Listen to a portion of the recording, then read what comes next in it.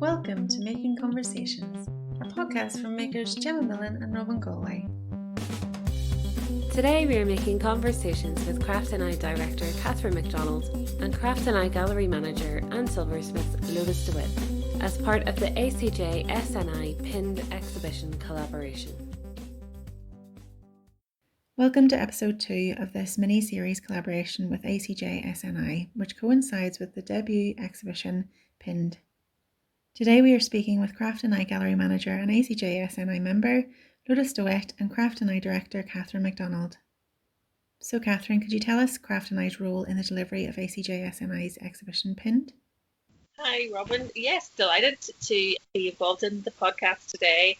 And we were really pleased when ACJSNI approached us to see if exhibition space was available for an exhibition. It was a really good experience for us. We really enjoyed our role in getting the exhibition up and visible for people to see. So the good things about it were that ACJSNI was quite a coherent group anyway and had quite a clear idea of what it wanted to achieve from the exhibition. So in that sense, a lot of the work had been done already by the members. So when you guys submitted the proposal, it went, as all exhibitions do, past our quality group. Because you had already nominated a curator and had a really clear sense of what the theme would be and what the objectives were, and quite a clear kind of, not directive, but a sort of a framework for the people who wanted to participate. The quality group were really pleased with that. So from that sense, you had done such a lot of hard work in the preparation of it. You made it really easy for us. So we were really pleased when you approached us with it. And then from then on, really, we just tried our best to facilitate really what you guys needed. The space, it's not, as you know, it's not the biggest space in terms of exhibitions, but actually that was fine. I think for Pin, you didn't need sort of massive amounts of space. And the good thing that we did have was a big picture window, which gave a lot of visibility. And I was disappointed for you all that we were in the middle of lockdown for some of it. It was such a pity. But you adapted so well to that, really, with the film and what you're doing now with the podcast, to just kind of, to keep drawing people back to the film and to keep showing the work. And I think probably for lots of exhibitions going forward, even when COVID is over, there'll be a lot of that, really, the footprint of the exhibition on the internet, really, for people to see long after it's physically come down. So that was a great thing to see, how you just had to kind of adapt to the really difficult circumstances it was going up in. But we did have good footfall through it as well. And I know that you already kind of saw a little bit of a write-up, but for the purposes of the record, do you mind if I read out some of the comments from the book of people who had been through it? Because there were such great comments, and this is really all you need to hear. People just jotted down their thoughts as they've been around it. Here's just a couple amazing talent. Those that have gone through, very unique, amazing to see such local talent, great talent, so well presented, amazing space, so therapeutic to walk around. It's great to hear that direct feedback from people, how much they like to see it, and how much they kind of understood and appreciated the work that had gone into it, and obviously all the materials were there to read and so on. So from our point of view, it was great to get that response from people. But in terms of what else we did, which is what we would try and do for any group or maker that was able to exhibit or wanted to exhibit, is that we tried to really promote it. We used all our social media networks, our Facebook, Instagram. We made sure that Arts Council were aware, and other promotional bodies such as Visit Belfast and Belfast City Council made sure they knew about it. They'd seen the film. They'd put the film on their websites too. So we can try and support, in the promotions and the comms around it as well. And we were also glad to be able to facilitate a maker talk from Rachel Colley, which I think added something to the experience for the participants and for other people who are interested in contemporary jewellery in Northern Ireland. To have her kind of going along with that, I hope was a good addition on the learning side of it. And then we just tried to make it look as good as possible. We did a nice window vinyl. We loved it. I hope you liked it. And signage and so on. So Lotus was very instrumental in the look of it and getting it up and making sure that you guys were all happy. But we were delighted with it. People were able to sell some work too, which is also a wonderful thing at the end of it all. So for anyone interested in exhibiting at the gallery, could you share the process of how your exhibitions are planned and what a proposal for the space should consist of? Great. Well, thanks for asking that question, Robyn, because once COVID is over, we will get some proper guidance up on our website, because we do want to encourage people to apply and give us proposals for exhibitions. We will have an online form set up to do that. But really, what the quality group on the CraftNI board needs to see is a proposal with what the exhibition will consist of, what makers want to achieve. Is there a theme? What is it, if there's a unifying theme, what is it? And then some information about either the makers who are going to be in it, or if that hasn't been decided yet, who is going to be doing the selection. And Craft and I can help with the selection and the curating part if groups would like us to do that, or if they want to come already selected, already curated.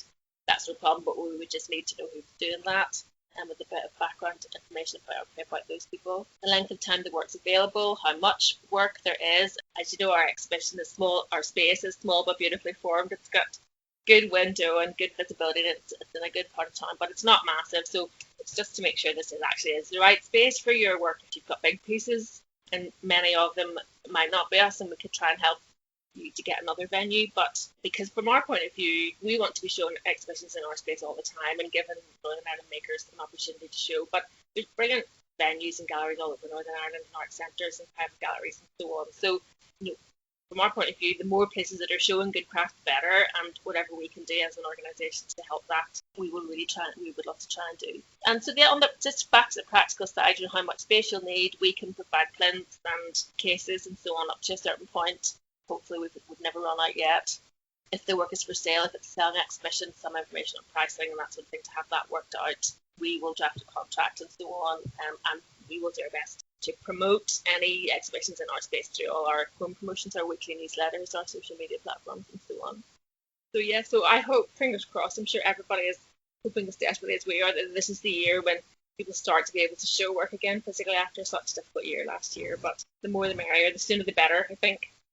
Thank you.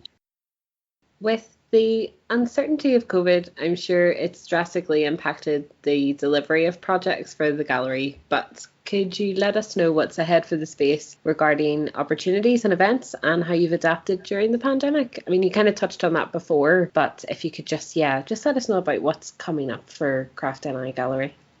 Well, we're lucky to be able to show our first exhibition once we're open again. We don't know when that'll be. We think it's sort of early March, fingers crossed, if all continues to go well. Will be the degree show from the ceramics, jewellery and silversmithing from 2020. So unfortunately those guys didn't get to have their degree show, so we are delighted to help them. And the way that the MAC did with the fine art graduates, hopefully we will be able to do the same for the CSJ graduates in March, fingers crossed, if that all goes ahead. And then coming up after that, we have commitment with Trish Belford to show a travelling version of her Schultz and Shaft's linen exhibition based on a lot of research that she did with old linen designs. Really fascinating, the sort of the process behind her, just really bringing a whole new modern take on these very old linen patterns, very part of our own heritage here in Northern Ireland and so on. Then our Launchpad participants will have an exhibition after that, and then we have a few more coming up. A furniture one was not totally crystallised yet, but we've said yes that we're going to go ahead and do that. That'll be later in the year. And the first time, well, certainly since I've been at CraftNI, we did an exhibition for August Craft Month, and I thought that was really successful. So I hope we do that again, or I hope by the time August comes around, there's a lot of craft exhibitions happening wherever they are. But that's certainly a possibility. So at the minute, that's the sort of pipeline, and we're still working on kind of others. We have a few proposals in from travelling exhibitions if our space is the right space, if not, elsewhere. And again, we'll be once we get our new website coming soon launched, we'll have information on there about how to apply. So we're just hopefully once we get permission to reopen again, we'll get a schedule up. But everything's just been shunted forwards really, and we'll just keep going until just hanging on in there until we're allowed to we get the go ahead to reopen again. So that's fingers crossed, all going well. That's something that like the schedule for the next year. Brilliant, that's really exciting. That's a lot to look forward to as well. So Lotus, you have quite a unique perspective on this project as a jeweller, silversmith yourself, as well as gallery manager for CraftNI, founder of AJN and a participant maker in ACJSNI too. Your work features within the Pinned exhibition too. Could you share why an exhibition like Pinned is important for the craft and jewellery silversmithing sector and wider community? Yeah, Gemma, well, I try not to be biased, in the gallery, but because of my personal background, I definitely have a bit of a soft spot for jewellery. But I think the reason Pinned was important because I don't think we really get to see contemporary jewellery exhibitions here often enough. We have so many talented local jewellers, but we don't often get to see their exhibition work. In the gallery, in the Craft and I gallery, we have a really great selection of contemporary jewellers, more retail work, but the exhibition pieces are one-off pieces, and we don't really get to see that much. And this is because it's more challenging, I think, to put on a jewellery exhibition. The exhibitions that we've had over the past year, just in other kind of craft disciplines like ceramics or wool-based work or anything, they tend to be a little bit easier to display. With jewellery, you're usually working with really small items, so it's a bit more challenging with getting the right display cases, making sure things don't get lost, that you have the right props and lighting that's adjustable so you can pick up the small details. And then insurance as well. A lot of jewellery has precious metals and stones, so you need to be aware of the risk surrounding that. So I think that makes it more difficult for contemporary jewellery exhibitions to find the right space that can accommodate all of those things. And to me, it felt like a really long time since we've had a contemporary jewellery exhibition like this. In the past, we've had some lovely contemporary jewellery exhibitions. I really love the ones like going way back that Sarah McAleer used to do in Gold Digger in Hollywood, or our space in Lisburn has had some brilliant contemporary jewellery exhibitions as well. But for us, it wasn't since we used to be upstairs in the Fountain Centre of Spacecraft. We had some great group exhibitions. But yeah, I think PIND is really important because for me, it feels like the first time that we've had a real good quality group exhibition from local jewellers. And even just in terms of promoting contemporary jewellery locally, because there's a great international platform for it, but we don't often get the chance to sort of showcase it here. I think the ACJ group did a really fantastic job in bringing that together. There were 51 brooches, I think, in the exhibition altogether. And I think if you look at them all, there's so much diversity, not just in terms of like the materials and techniques that the jewellers used, but in terms of how they're worn and how the brooches can be attached. And I think that just shows some of the amazing creativity that we have. They're really kind of thinking outside of the box, and we don't often get to show that side of jewellery to the general public. So yeah, I think that's one of the reasons it's important to have exhibitions like that.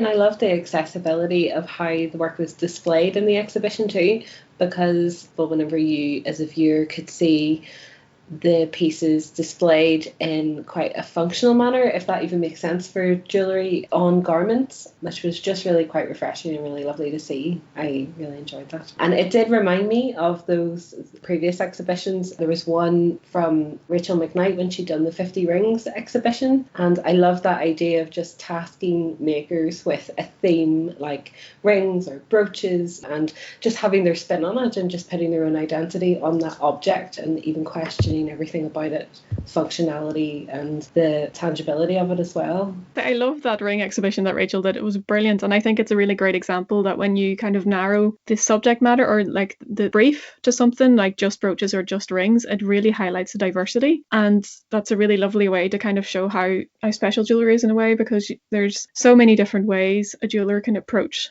that one type of jewellery, one type of brooch or ring, and that really highlights the talent we have. So with the insane wealth of experience you possess, what was your role in developing the exhibition for the group? Also being a gallery manager as well. Well, I think my main role is to kind of do the practical things that everyone else doesn't want to do, like the boring things, like the admin side of gathering all the information from the makers, making sure we have everything that we need for social media and the website, kind of organising deliveries, making sure everything is in place for the curators to come in and do the setup for the exhibition as well. Worked with Stuart Cairns and Celine Traynor, who did the exhibition setup, so they were brilliant. They had a really strong vision, so it was quite easy to work with them, but just making sure that they had access to all the plinths and things that we have in the gallery that they would need. And then, with COVID-19, making sure that our risk assessment is up to date, and that we're just in terms of making sure we don't have too many people in the gallery, that we're sticking to our procedure for that, and just being a go-between really between ACJSNI and Craft and I, making sure all the makers are happy as well. But the exhibition was quite special in the sense because I think there were so many things that came together really well. We had Simon Mills coming in to do the photography and the filming, and there were quite a few makers involved in it as well, and I'm really happy that we were able to sort of accommodate everyone with all the restrictions that were in place as well. Thank you so much, Katherine and Lotus. This has been really lovely. We are now going to hear from 10 makers who are exhibiting their work within the pinned exhibition from ACJSNI. They are Angela Davison, Heather McFadden, Jacky McMaster, Natasha Rollinson, Lotus Tibet, Nicola Moran, Robyn Galway, Rosie Elwood, Sharon Adams and Tara Campbell. My name is Angela Davison. I'm a gold and silversmith. I live and work in Hollywood, Northern Ireland. Reticulated oxidized sterling silver flowers centered by precious stones of emerald and ruby, set in 9-carat gold. I have created 2 matching pieces with high contrast which stand alone or can work together. I have given my pieces the Italian names Fiore Nero, meaning black flower, and Piccolo Fiore Nero, meaning small black flower, because at the time of creating them I was reading The Sicilian, a book by Mario Puzo, and was very absorbed by the Italian way of life and landscape. The bigger of my 2 pieces is a flower which consists of 3 round domed pieces soldered into each other. In the center is a gold setting which is an emerald gemstone. The flower is soldered onto a stem. The surface is purposefully uneven through a reticulation process.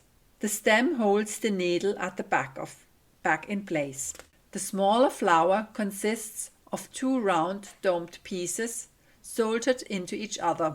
In the middle sits also a gold setting which holds a ruby gemstone.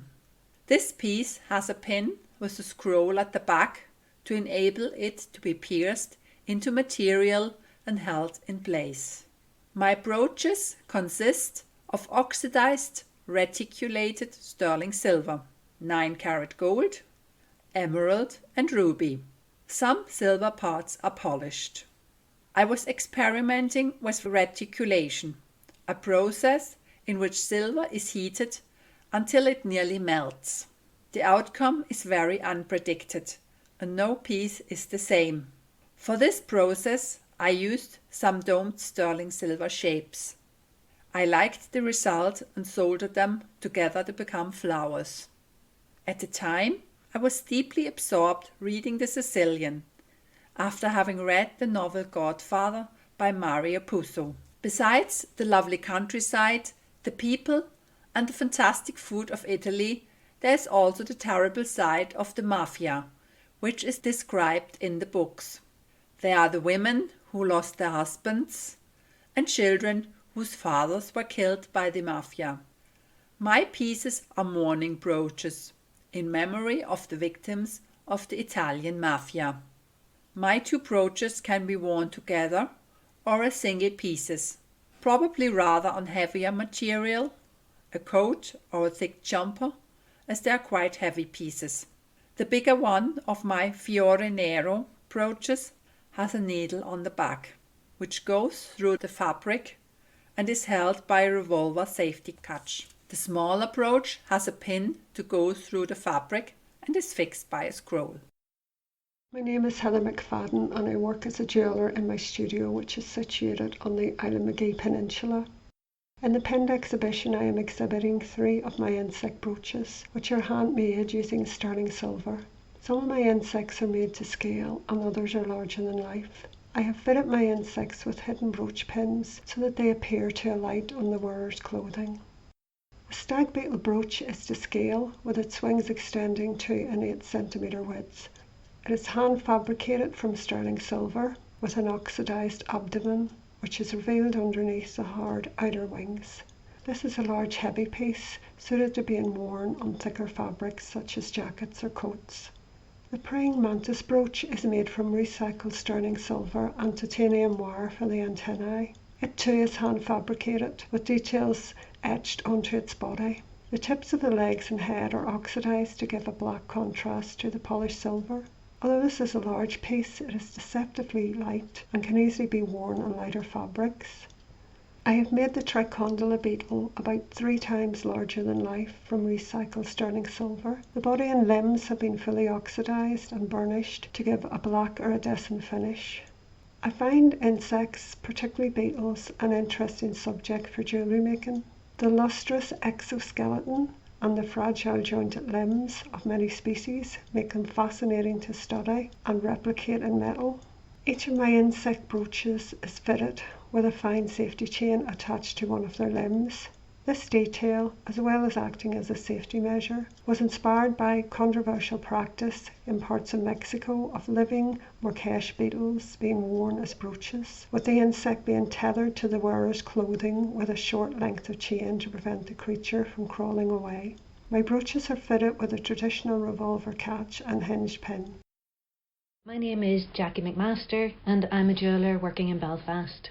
My piece in the pinned exhibition is called Montmartre. It's a brooch that is essentially a rectangular framed picture of Le Consul Café in Montmartre in Paris. And it's a cafe I went to several times whenever I was there on holiday a few years ago, and I have very fond memories of it. At night time, the streets reflect all the light and colours around, and the dome of Sacré-Cœur Cathedral rises up against the sky in the background. The brooch is about 4 by 5 centimetres in size, and it's made in a series of layers to give a sense of depth. Most of the metal used is sterling silver, the sky, the main row of buildings and the frame. Some of it is polished silver, some of it's oxidised to black or grey, and the sky has a multicoloured patina with shades of greys, gold, pinks and blues. The building at the front of the picture is in copper with silver details, and the interior lights in the central cafe are represented using 24-carat gold leaf. I've recently been experimenting making copper and silver metal alloy, similar to traditional Japanese shibuichi, and I used this to make the cobbled street, as it makes a lovely rainbow of colours when heated. The whole piece is sealed with a varnish to minimise any further colour changes over time, and it should not require cleaning.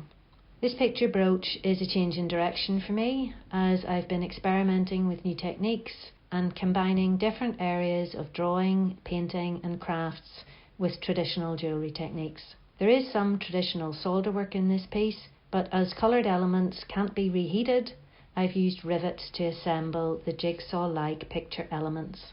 The brooch is reasonably heavy, so it has a double stainless steel pin and catch on the back to hold it securely, and it would look best on a medium to heavyweight fabric like a sweater or coat. My name is Natasha Rollinson. I'm a goldsmith based in Belfast, where I work from my studio at the foot of the Cave Hill. The brooch that I made for the pinned exhibition is called Orbital. It's a one-of-a-kind piece and was hammered forged from a single cyclic length of silver to explore an appreciation for minimal simplicity and a subtle grounding nod to the bigger picture. The piece touches on ideas from my atomic and celestial collections regarding shape and form, geometry, symbolism and astronomy, but also cycles and the passing of time. The brooch is an open circular form and it measures roughly 5 centimetres across. It was forged to taper gently from the square wire at the hook catch to the back of the piece, wrapping around itself to create an open circle, then circling around a white freshwater pearl which is nestled to one side, bisecting the form until it flows into round wire fine enough for the pin, which reaches across the open shape to tuck into the catch. It's made from a length of polished sterling silver, which allows light and shadow to reflect off this mirror-finished orbit, and also contrasts with the iridescent surface of the pearl. The contrast between the two adds interest. The pearl is solid, spherical and organic. The brooch open, exploring shape through a considered, controlled line. The pearl sits into the rounded spring of the catch, and it's also pinned into place. It has been drilled through and then cold fixed to the frame with a silver pin which just looks like a little dot of silver from the front of the piece. When I was designing the piece, I looked first at brooches historically, at traditional Celtic brooches like the Tara brooch and their fixings and mechanics. These Celtic brooches are known as penannular.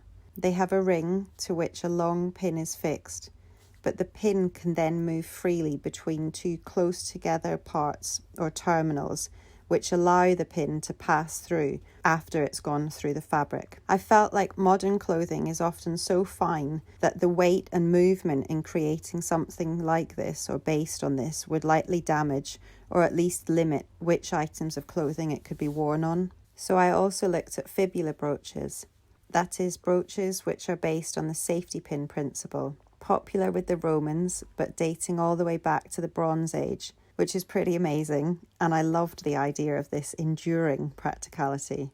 I've always loved fixings and how things work, and have previously developed a swivel-type pendant catch based on the idea of a spring or a keyring fob. My initial ideas considered a shape more similar to that of a safety pin. I really liked the contradiction in making a one-of-a-kind piece out of precious materials, which at first glance reminded you of something that's practically throwaway in today's culture. However, in the end, I was drawn, as I often am, to the pure form of a circle, and as I thought about the cyclic nature of this and the process of fluidity and change that's involved in the process of forging, I felt like it was a good fit. Hammer forging allows the piece to be light but strong. With this process, you work hard in the metal through hammering it as you go, and this also works really well to get the spring and the tension needed for a pin mechanism. Also, having a brooch be light yet springy and durable and strong just means that it's more practical for wearing, which was another thing that I felt was important. I liked the minimal simplicity of this piece, and that it's modern and contemporary, wearable and practical, with a strong link to relics and history, but also that it holds greater meaning in a subtle way, and as such can be interpreted in a number of ways by its wearer. The changing properties of metal will always interest me, the changes you take it through in stages of working it, and the time involved to get there. Forging becomes quite an intuitive process. At its essence, it's so simple and a process who knows how many thousands of years old. Another of the reasons I love jewellery is the duality of form and function required to create wearable pieces. I'm always interested in function and purpose as well as form within my work, and over the years have found great inspiration in architecture, Bauhaus, De Stijl and the Vienna Successionists. My dad actually lives in Vienna, so I was able to visit some amazing exhibitions which were on around the time I was in art college. And I definitely think the phrase form follows function has had a visible and lasting impact on my work. I saw the exhibition as a lovely opportunity to continue to develop ideas from existing collections and designs through the medium of a one-of-a-kind piece. I felt like a brooch was the perfect way to do this, as it's the most canvas or art-like of the jewellery items, and I feel like it's actually a very pure way to make an artistic statement. I love brooches, and I definitely hope they get another mainstream moment in fashion. My brooch uses a safety pin type fixing based on fibular brooches. The pearl sits into the round spring part, which serves to hide this, allowing the design to look cleaner and more modern, I think, as you don't instantly see where the spring is coming from. The pin has been forged and tapered into a fine, springy length, which intersects the piece and tucks in underneath the catch at the opposite side. This means that when it's worn against fabric, all you will see is the pearl in a silver orbit. My name is Lotus Tibet. I'm based in Belfast. The title of my brooch is Boundary.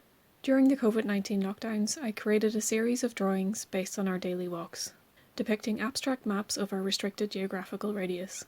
The brooch I made for the exhibition is a three-dimensional version of a boundary line drawing.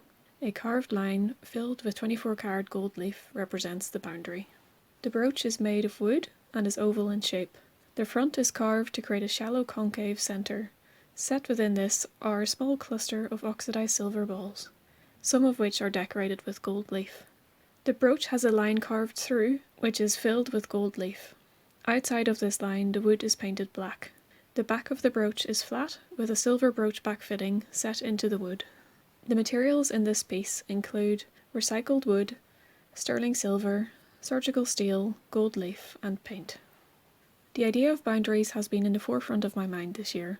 The physical restrictions imposed on us by the global pandemic and the effect this has on our personal boundaries. We've all become acutely aware of the personal space between us and other people. The idea of setting healthy boundaries in my personal life has also taken a whole new meaning.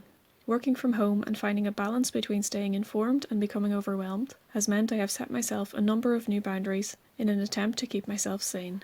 The exhibition title Pinned can be interpreted in many different ways, but the first thing that came to mind for me was the idea of being pinned down, relating back to our current situation of not having the freedom to travel or move freely. The brooch back consists of a double pin made from surgical steel wire, fixed with silver fittings. The design enables the piece to be secure and not twist or turn when worn. My name is Nicola Moran.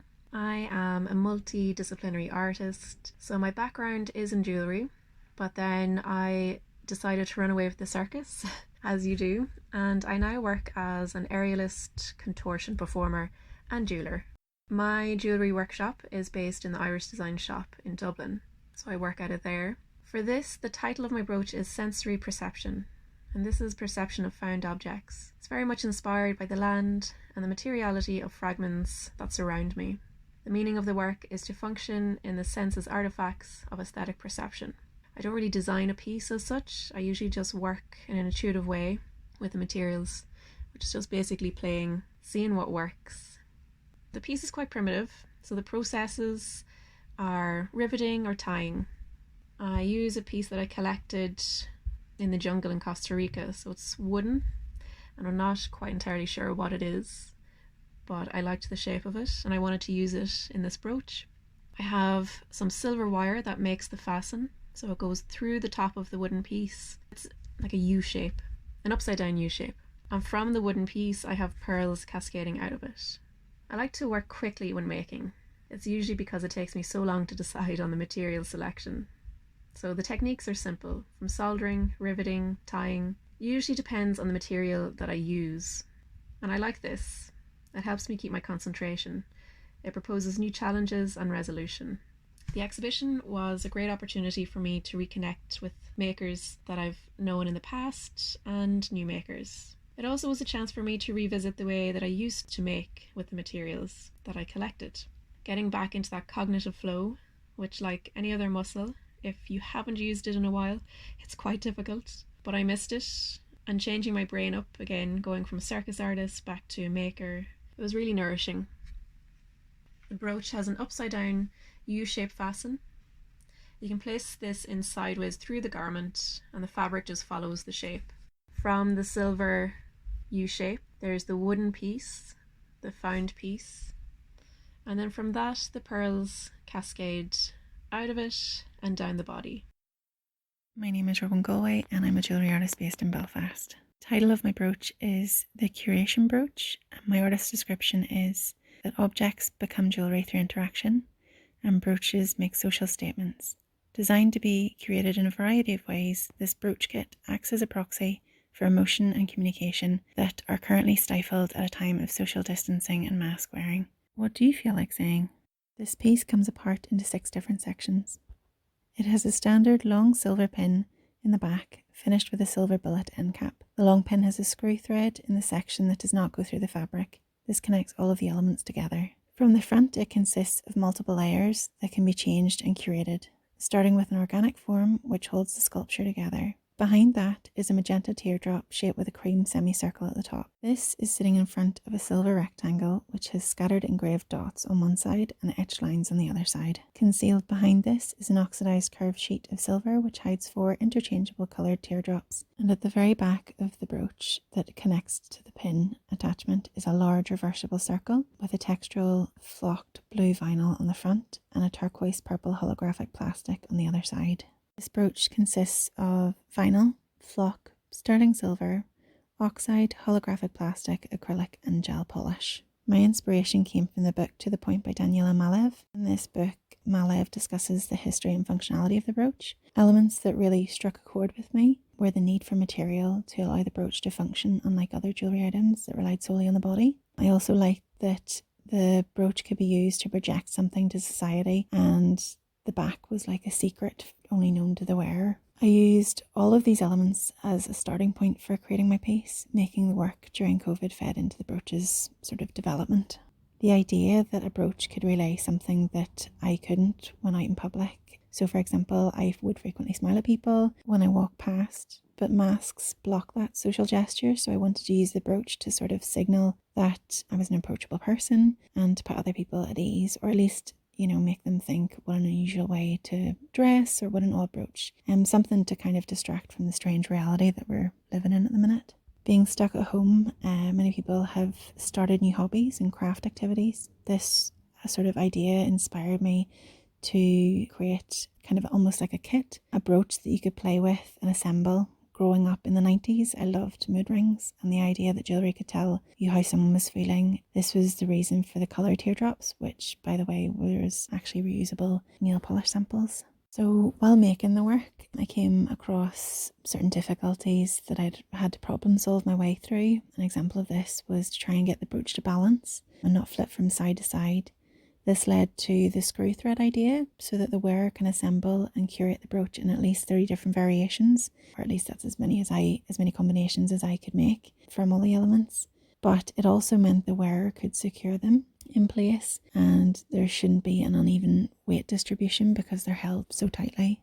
Exhibition title was very open. I'd gone through initial concepts of being pinned into a situation or being pinned down by a stereotype, but I just couldn't quite articulate it through my designs thoroughly enough. As I mentioned previously, pins bring fabric together, and this idea of togetherness, it was really strong throughout the exhibition. Connecting makers, bringing together talent and experiences into works of wearable art. For me, that's what really shone through. The brooch is a very simple attachment, a long silver pin at the back, which glides through the material and has a silver bullet-shaped catch at the end. This secures the pin in place, a bit of rubber that sits inside it. The pin turns into a screw thread, which secures everything in place, making the wearer and garment crucial to the brooch's form. My name is Rosie Elwood. I am a jeweller and I'm based in Durham, England. I'm alumni from Ulster University and I graduated in 2019 with a BA in ceramics, jewellery and silversmithing. The title of the 3 brooches I submitted for pinned exhibition are Sweet Tooth, Reflections No. 1 and Made in Northern Ireland. Each brooch is a reworking of a vintage tin. The brooches are a celebration of colour and material. The brooches explore the beauty that is acquired through handling over time. Once forgotten, these tins can now live pinned proudly to a person. The first brooch is Sweet Tooth. Sweet Tooth is made from the lid of a small rectangular toffee tin. The tin itself could be held comfortably in the hand. The name Sweet Tooth was inspired by the previous life of the tin. The tin lid is a royal blue and silver in colour. It also shows signs of wear and tear, scratches and dark marks. All these characteristics are valuable to the overall aesthetic of the piece. This is due to the way it hints to the previous life of the tin that remains a mystery to us now. In the lid, the words Farrer's Original Harrogate Toffee have been pressed into the metal, as well as a printed signature from Mr. John Farrer himself. So if you run your fingers over the tin, it is possible to feel the indents and raised outlines of the individual letters and detailing. To the tin lid, I have added a scattering of different sized pearls in silver and grey across 2/3 of the tin, using silk and cotton thread to secure the pearls to the tin. These pearls add height and bumpy texture to the surface of the brooch. This was to bring to mind 3 things: teeth, treats, and a little bit of luxury. On the reverse of the brooch, it is possible to see and feel the journey of the embroidery thread that secures the pearls to the front of the brooch. The second brooch is Reflections No. 1. This brooch is comprised of 2 parts.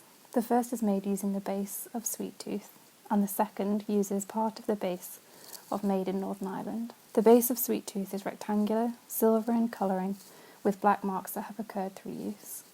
It has a slightly textured feel to touch. This creates a lovely contrast with the second component. The second part of this brooch, Reflections No. 1, is a circular disc cut from the base of Made in Northern Ireland. This is brassy in colour. It also features blackened scratch marks, although the surface remains smooth to touch.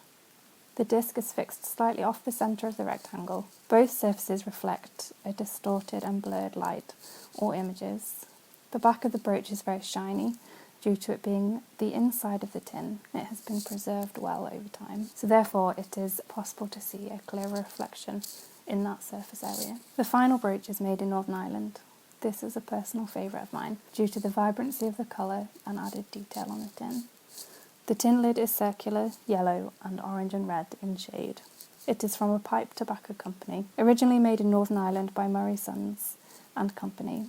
This was a lovely design feature that I discovered after purchasing the tin. The main colour of the tin lid is yellow, with detailing and writing indicating the tin's purpose and origin. The detailing is either printed in red, or the red is used to block out and outline the yellow. The pearls and crystals alternate the entire circumference of the tin, I chose to embroider the gemstones this way so to bring to mind traditional brooches that are often circular or oval in shape. So it has a halo of gemstones encircling the centre focus.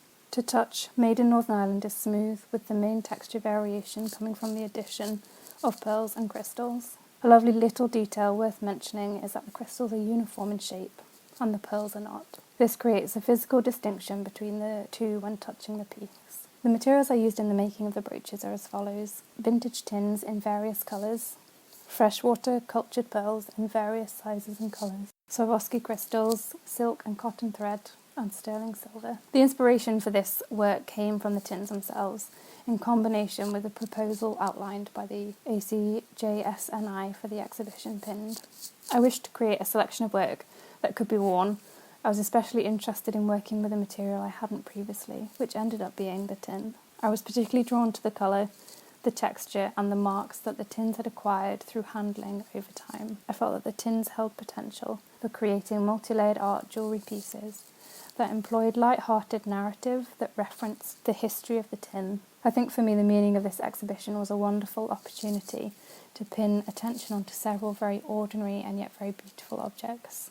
It was fun to unpick the original function of these tins, storing toffee and tobacco, then reassemble them into objects that still maintain a function, just a function that is entirely different from their origin. The brooches are designed to be worn with a scarf or a knitted or woven garment. The brooches have a fixed, simple pin inspired by a traditional brooch back.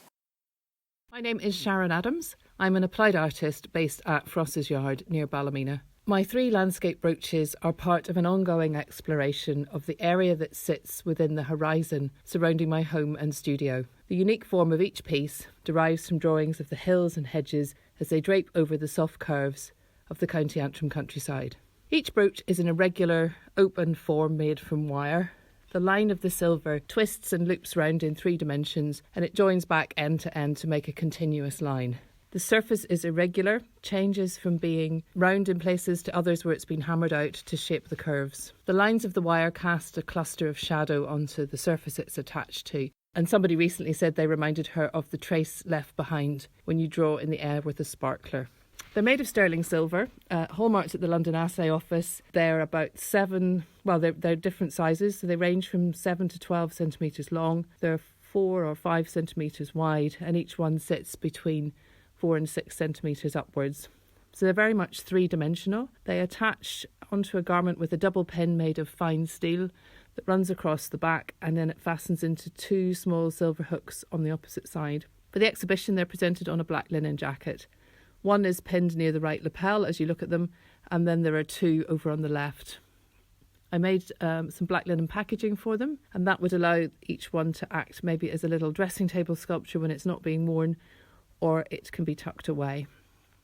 Normally I work in mostly wood and metal and at quite different scales, and the main theme of my practice is exploring my relationship to place. Earlier work was in the form of functionless tools, and currently I've been really more engaged with the physicality of the landscape itself. I live in the valley of the River Main, which is a wide open landscape of fields and hills that rises up towards the Garran Plateau in the east and the Long Mountain over in the west.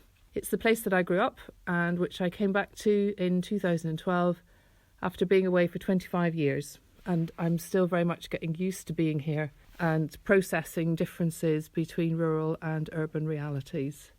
I found boundaries really useful creatively because I make myself stay with the materials and the ideas that I've agreed upon with myself and go deeper to explore the possibilities. Last year I started working on a body of research that explores this area of countryside that I can see from my home. So that starts by making gestural drawings, sweeping charcoal lines and monoprints sometimes, in which I try to capture the feeling of the place in an abstract way. And then from those lines in the drawings, I've been making 3D sculptural forms, starting with small handheld maquettes in wire and some larger ones in wood and steel. I'd never made any wearable pieces before, but the concept of pinned really appealed to me, and I realised that the wire maquettes I was working on could be made in precious metal and presented as jewellery. So the landscape brooches were made by selecting shapes and gestures from the lines in the drawings and then forming the wire to recreate that in 3 dimensions. The first of the test pieces were made from copper, and then each of these final pieces is a one-off intuitive response to a selected part of a bigger drawing. The wire's heated to anneal it so it's soft enough to bend, and then hammered over a former to create the curves and lines. I use old farm tools as formers and hammers. I have a ball hitch, there's a big old bolt, bits of hinges and lengths of pipe. They're all worn and have a bit of surface rust, and that creates an uneven texture onto the surface of the silver that I work with them. And because that wear happened here where I live, it's also part of that landscape that I'm responding to. So for me, the theme of Pinned was, on one level, just an invitation, a simple invitation to create wearable work. It's something I've been thinking about for years and never quite got round to doing. Back in January this year, I exhibited my first freestanding sculpture, and I just this month got some Arts Council Northern Ireland funding to support more larger scale work. So without Pinned, the opportunity to explore wearable work might have been missed altogether. This year obviously has really deepened my relationship to this place while I've been pinned to the spot. Apart from shopping for groceries and essentials, I think I've only left here about half a dozen times since March. Living the countryside with my studio at home, I've been able to work whenever I wanted to, or not work when I didn't want to. I've walked my dog and I've seen the seasons changing, the hedges and watching the phases of the moon and the changes in the sky. Particularly noticeable when the planes stopped, the air quality really changed, and on a clear day I can now see more distance and detail in this landscape, especially during that early spring weather. It was almost like the 70s. There were just cows and tractors and this amazing visibility. I don't really want that to change. So for me, ironically, I've found a kind of freedom in not going off to meetings and spending half the day in the car. I miss seeing people, obviously, but part of the reason I came back here was to live more deeply connected to one place. So that part of this year has actually worked quite well for me.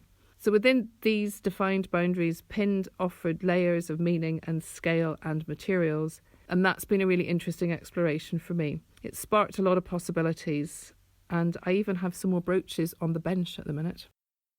My name's Tara Campbell. I'm an artist and jewellery maker with a small business called Made by Tara. I'm based in Lisburn. The title of my brooches were Emerald, Turquoise and Deconstructed. These pins were an investigation into the preciousness of the materials I used. I used different marks and finishes and material combinations in each pin intentionally as a way of visually adding or stripping away precious sentiment. These main elements are mounted on a traditional long pin then, as a way of celebrating all the materials as equally beautiful, precious and worthy of being a piece of jewellery. Visually, the 3 pins, they're like 3 small silver bowls. They're no bigger than 20mm with a white inner finish mounted onto a long pin. And the first one, Emerald, the rim of the bowl has like a high polish finish. Then there's a perfect like little ball of 18 karat gold, and inside that is crushed emerald, and then around the outside is oxidized iron sprinkled on the inside of the bowl. I use these like polished finishes as a way of showing to the viewer that these are precious materials, and I treated them precious for this pin. And then the second pin, Turquoise, the bowl on it has a tattered and scraped finish. The centre of it has like an organically shaped mass of copper, which is kept in its pink form. It's not oxidized. And then the inside of that is crushed turquoise. And around the outside of that then is oxidized copper sprinkled. And I went for that sort of tattered look as a way of showing non-precious material. The third pin then, Deconstructed, its bowl looks as though it's just crumbling down onto the pin with granules of all the materials used in the previous pins, so like 18 karat gold, copper, then there's oxidized iron, oxidized copper, crushed turquoise and emerald, and it just looks as though this bowl is just crumbling and falling down onto the pin. Yeah, my inspiration for this, it came from, well, it started in uni. I just have a love for the science behind how minerals gain their natural colours free impurities. And these impurities are usually things like metals. And I just think that's totally fascinating. As I said, I started this journey and research in uni. with my degree work at the end of the year. And yeah, I was making my own man-made minerals, and I discovered that this is how minerals gained their colour, and I started doing this myself with other things like jasmonite and stuff. But it just blew my mind how turquoise gained its colour from copper. I mean, I'm no gemologist by any stretch of the imagination, but I have a great interest in the topic. I really do love it. And I find it quite funny how people value a piece of jewellery with turquoise set in it, but if it was like oxidized copper, for example, it can almost be seen as a downgrade in the piece's preciousness, whenever it's that exact material that marvelled them with the turquoise colour in the first place. Okay, yes, there are of course differences, but I just found this a really interesting point to highlight. It's the same with the emerald. It's actually chromium or vanadium, if I pronounce that correctly, which make it green, but they aren't too easy to get in their rare form. But you can get traces of iron in emerald, which makes it more of a bluish green, which is why I opted for the iron. I had it there. So my attempt with the final brooch then was just to totally tear down and deconstruct this precious hierarchy we seem to have of materials, but just having them all side by side, none treated more precious than the other, looking as though they had just been dug up and shoved into an old bowl, meaning whoever sees it then can just appreciate each element equally and how they are in their raw form. I had been dying to jump back into these concepts and ideas I was thinking about in uni.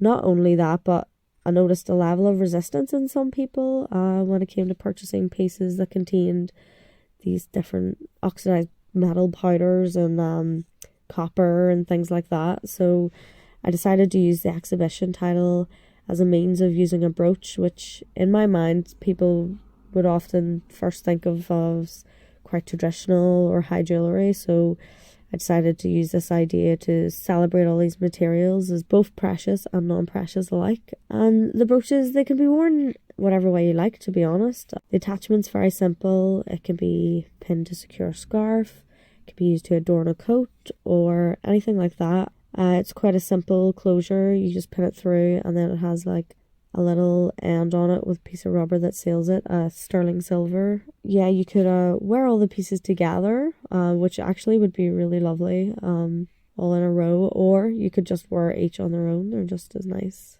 either way. So thank you very much for giving me the opportunity. A huge thank you to ACJSNI for the opportunity of this collaboration. We've both, Robyn and I, had a fantastic time working together with such a range of wonderful makers. We would also like to thank the Arts Council of Northern Ireland, who has funded ACJSNI, which has went towards the production of this exhibition and these collaboration episodes.